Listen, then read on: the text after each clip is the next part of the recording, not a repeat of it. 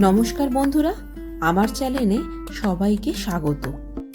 আবারও হাজির হলাম নতুন একটা ভিডিও নিয়ে।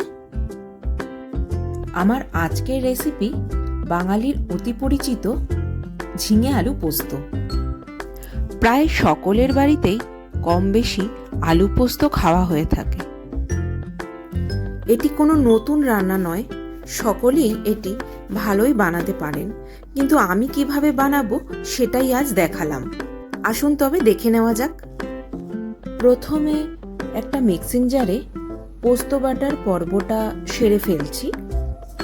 মিক্সিং জারের মধ্যে বেশ কিছুটা পরিমাণে পোস্ত নিয়ে ফেললাম, আর দুটো পাকা লঙ্কা নিলাম এবং ব্লেন্ড করলাম। কড়া গরম করে ওতে সর্ষের তেল বেশ কিছুটা দিলাম, হাফ টিস্পুন মতন পাঁচফোড়ন দিলাম।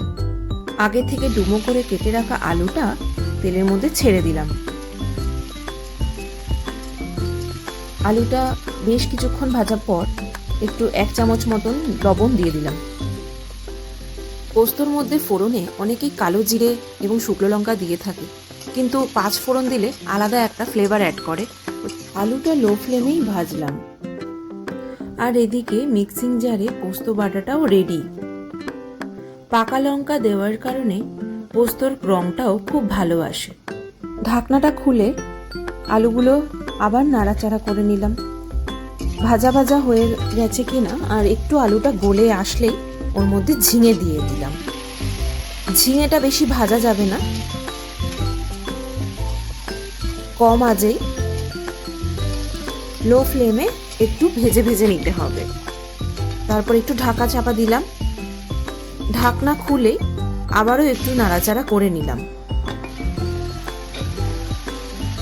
সম্পূর্ণ রান্নাটা লো ফ্লেমে করলেই ভালো, তাতে আলুটা পুড়ে যাওয়ার চান্স থাকে না।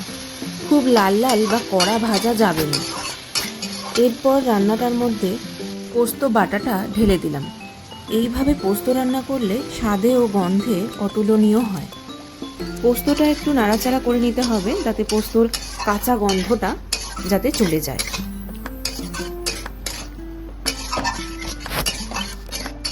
বেশ কিছুক্ষণ নাড়াচাড়া করার পর তারপর 1 কাপ মতন একটু জল দিয়ে দিলাম। জল দিয়ে আবারও ভালোভাবে নাড়াচাড়া করে নিলাম। রান্না প্রায় শেষেরই পথে। ব্যাস ফুটে এলেই তৈরি হয়ে গেল ঝিঙে আলু পোস্ত। গরম ভাতের সাথে এটি দুর্দান্ত লাগে। ওপর থেকে 1 চামচ তেল দিয়ে দেওয়া যায়।